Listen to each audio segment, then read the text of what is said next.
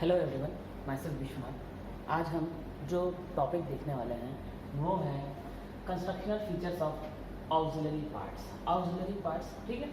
ये जो टॉपिक है इसे हम डिप्लोमा इंजीनियरिंग के 4th सेमेस्टर के इलेक्ट्रिकल मशीन सब्जेक्ट में पढ़ते हैं। ये जो टॉपिक है आपका constructional feature of auxiliary parts. सबसे पहली चीज़ ये कि ये ऑक्सिलरी पार्ट्स क्या हैं। ये auxiliary parts actually inactive parts होते हैं, ठीक है, जो कि एक्टिवली पार्टिसिपेट नहीं करते in the transformation action, but they are very much important in the in the operation of the transformer. मतलब कि एक ट्रांसफार्मर के लिए ये जो ऑक्सिलरी पार्ट्स हैं इनका होना इनका एक अहम रोल है, बट उनका एक्टिवली कोई फंक्शन नहीं रहता।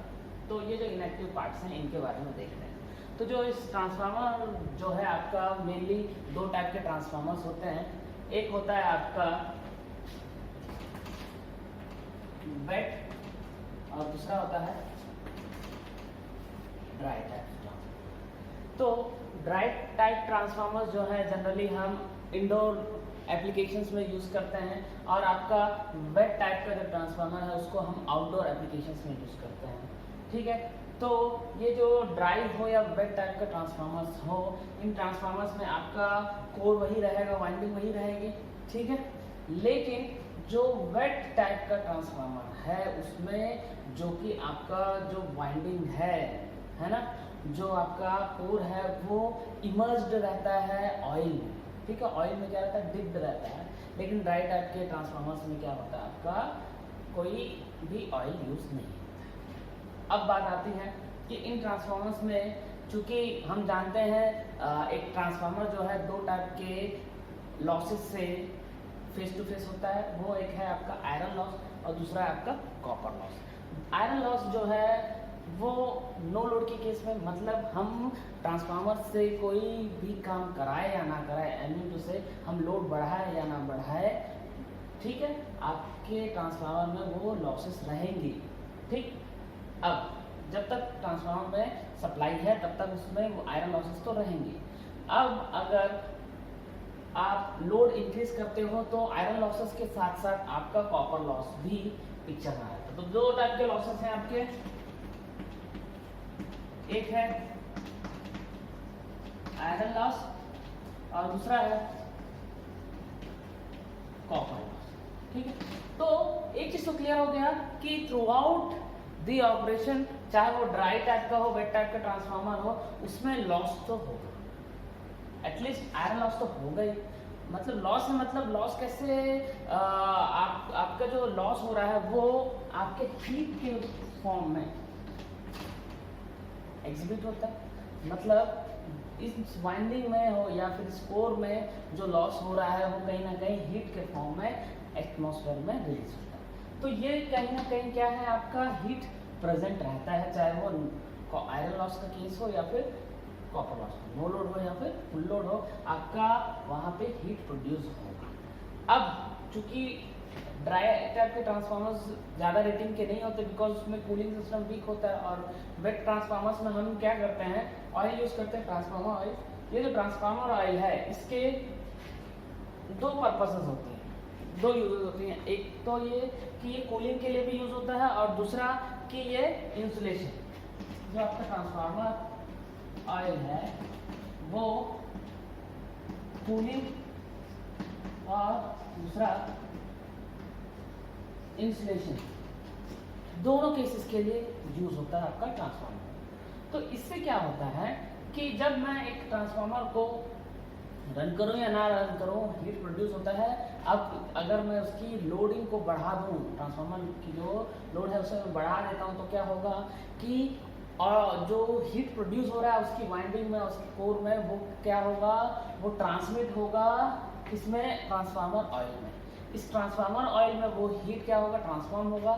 तो ये ऑयल का क्या होगा, टेम्परेचर रेज होगा, ऑयल का टेम्परेचर क्या होगा, रेज होगा। अब चूंकि हम जानते हैं कि किसी भी लिक्विड की जो प्रॉपर्टी है कि हम किसी लिक्विड को अगर हीट देते हैं, है ना, एक्सटर्नल सोर्सेज से क्या करते हैं, हीट देते हैं, टेम्परेचर रेज करते हैं, तो उसकी वॉल्यूम में क्या होता है, इंक्रीज होता है। अब चूंकि वॉल्यूम इंक्रीज होगा तो ये जो ट्रांसफार्मर टैंक है, इस ट्रांसफार्मर टैंक में वो क्या होगा, ऑयल फैलने लगेगा, एक्सपांड होगा।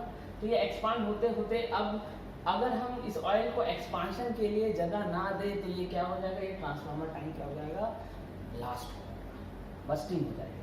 तो इस बस्टिंग से बचने के लिए हम क्या करते हैं, इस टैंक को एक एक्स्ट्रा एक टैंक प्रोवाइड कराते हैं, जिसको हम क्या कहते हैं, कंजर्वेटर टैंक। ठीक है, ये जो टैंक है आपका, ये है आपका, ये जो टैंक आप देख रहे हो, ये है आपका मेन टैंक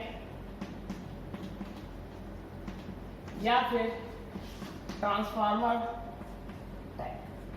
तो ये जो टैंक है आपका ट्रांसफार्मर टैंक या फिर मेन टैंकिंग है, जिसके अंदर हम वाइंडिंग और आपके कोर को सेटअप करते हैं। इसमें क्या होता है, ये जो हॉरिजॉन्टल पोर्शन है ये होता है आपका योग, ये वाला, और ये जो परपेंडिकुलर पोर्शन है इसको क्या कहते हैं, अपन लिंब कहते हैं। ठीक है, तो अगर आपका ट्रांसफार्मर की लोडिंग हम करते हैं तो इसकी जो वाइंडिंग और कोर की जो लॉसेस हैं वो क्या होंगे, हीट प्रोड्यूस करेंगे। अब वो हीट कहाँ ट्रांसफॉर्म होगी, वो हीट शिफ्ट हो जाएगी, आपका एब्जॉर्ब कर लेगा ऑयल, ट्रांसफार्मर ऑयल। क्योंकि हम जानते हैं कि ट्रांसफार्मर ऑयल की अगर टेम्परेचर, जो कि आपका एक लिक्विड है ना, तो एक लिक्विड की प्रॉपर्टी है कि अगर हम टेम्परेचर देते हैं तो उस लिक्विड का टेम्परेचर बढ़ने से वो क्या होता है, एक्सपांशन होता है, एक्सपांड होगा। तो इसको एक्सपांड होने के लिए हम एक एडिशनल टैंक प्रोवाइड करते हैं, जिसको कंजर्वेटर टैंक कहते हैं। अगर ये कंजर्वेटर टैंक नहीं होगा तो क्या होगा कि इसमें एक्सपांशन होगा, प्रेशर बढ़ेगा। चूंकि एक्सपांशन होगा तो क्या होगा, प्रेशर बढ़ेगा। क्योंकि प्रेशर क्या होता है, अगर हम इसका जो क्या कहना चाहिए, एरिया हम ना बढ़ाए, कहीं ना कहीं हम क्या करें, इसका ये एरिया बढ़ा रहे हैं, तो इससे क्या होगा, प्रेशर बढ़ जाएगा। तो इसलिए हम इस ट्रांसफार्मर टैंक की प्रोडक्शन के लिए हम क्या करते हैं, कंजर्वेटर टैंक प्रोवाइड करते हैं। अब बात ये आती है कि सिर्फ एक्सपांशन ही नहीं होता, इसमें कुछ गैसेस भी प्रोड्यूस होती हैं। अब वो गैसेस जो होती हैं, इस ट्रांसफार्मर ऑयल का टेम्परेचर बढ़ने से गैसेस रिलीज होती हैं, और ना सिर्फ वो एक्सपांशन होने से ऑयल जो है वो कंजर्वेटर टैंक में पहुंचता है, बल्कि जो आपकी गैसेस हैं वो भी क्या है, कंजर्वेटर टैंक में पहुंचती है। तो अब एक चीज तो ये समझ में आ गया। अब इसके बाद हम ये देखेंगे कि आपका ट्रांसफार्मर ब्रीथ इन और ब्रीथ आउट दोनों करता है, breathe in and breathe out. तो जैसे जैसे आपका टेम्परेचर है आपका रेज होगा तो ब्रीथ आउट होगा। ठीक है, तो ये डिपेंड करता है कि टेम्परेचर कितना है ट्रांसफार्मर ऑयल का, उसके अकॉर्डिंग ब्रीदर जो है आपका जो है ऑपरेशन फंक्शन करता है। ठीक, तो ये था, ये समझ में आया।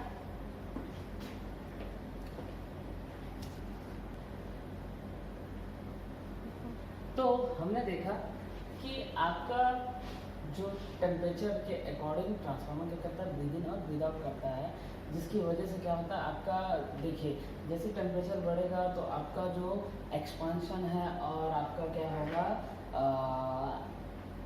कॉन्ट्रैक्शन है ना, वो होता है, ताकि हम क्या कर सके, इस ट्रांसफार्मर टैंक के अंदर का जो प्रेशर है उसको मेंटेन कर, उसको अपन मेंटेन कर सके। क्योंकि अगर ये लोड अगर बढ़ेगा तो फिर क्या होगा, उसके रेस्पेक्ट में टेम्परेचर बढ़ेगा।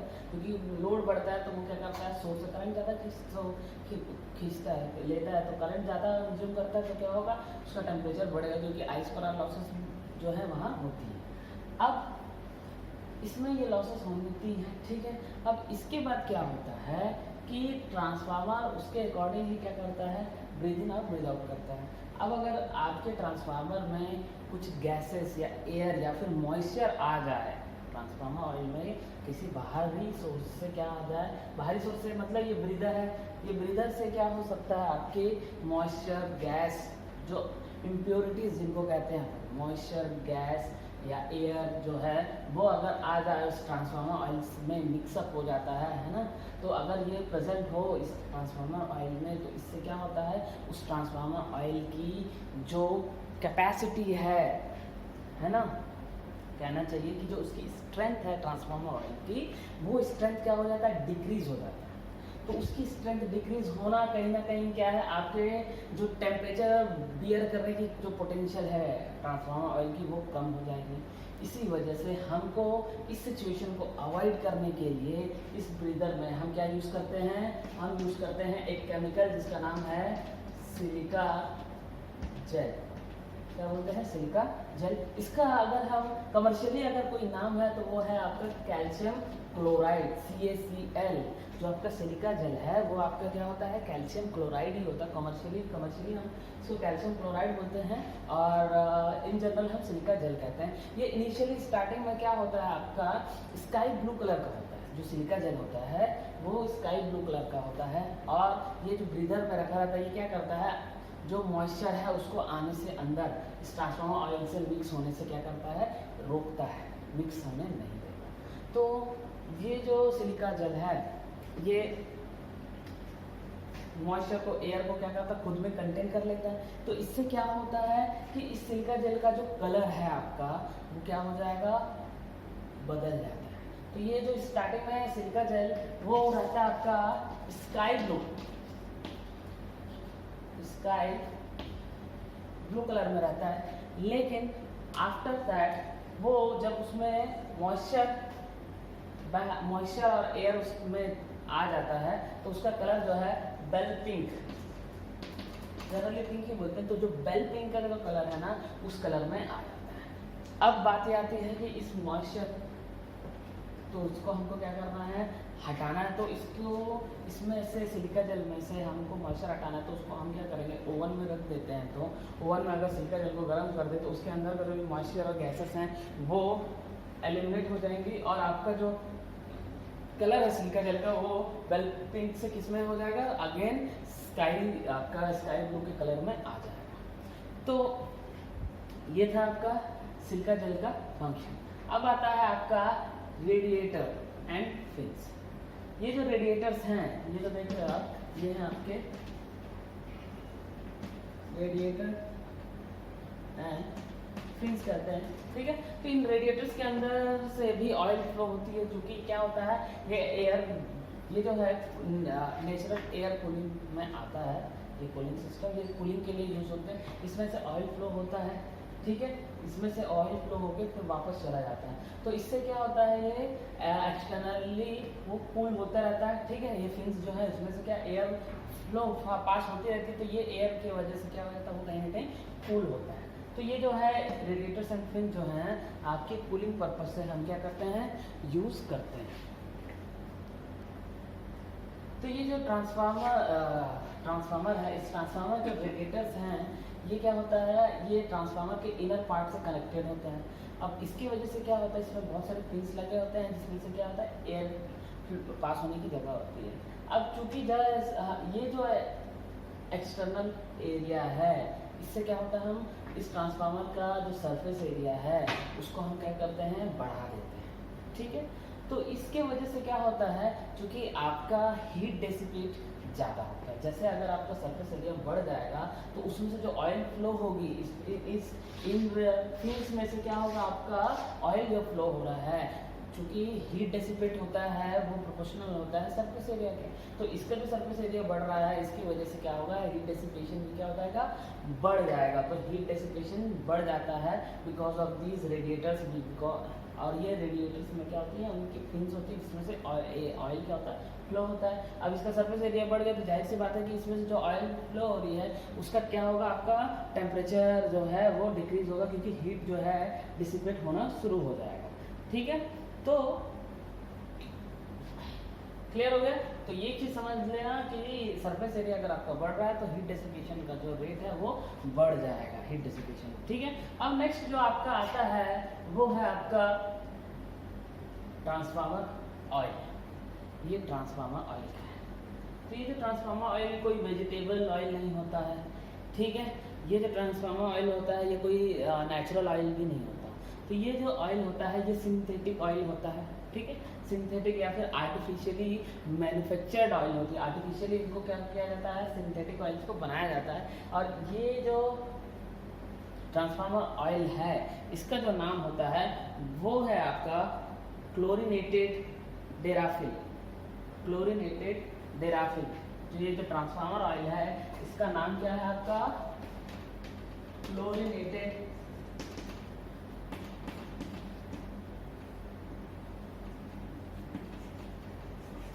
डेराफिल। ठीक है, तो इस ऑयल का जो नाम हो गया आपका क्लोरीनेटेड डेराफिल होता है। इसकी स्ट्रेंथ बहुत ज़्यादा होनी चाहिए, ठीक है। और इसमें को इस जो ऑयल है इसकी ये जो क्या कहना चाहिए स्ट्रेंथ जो होती है, ब्रेकडाउन स्ट्रेंथ, वो मोर देन 30 kV होनी चाहिए। जो ब्रेकडाउन स्ट्रेंथ है आपके ट्रांसफार्मर ऑयल का वो that must be more than 30 kV, ठीक है। तो इस ट्रांसफार्मर ऑयल का जो क्या कहना चाहिए वो केमिकल कंपोजिशंस हैं वो इस तरीके से होनी चाहिए कि इसकी जो स्ट्रेंथ है वो बढ़ ही जाए, कम ना हो, ठीक है। अब इसकी कुछ प्रॉपर्टीज हैं वो देखते हैं। तो सबसे पहली चीज कि इसका जो ब्रेकडाउन स्ट्रेंथ है वो क्या होना चाहिए? मोर देन 30 kV होना चाहिए। और जो ppm होता है पार्ट्स पर मिलियन, क्या होता है? पार्ट्स पर मिलियन। तो transformer oil should have low water concentration, मतलब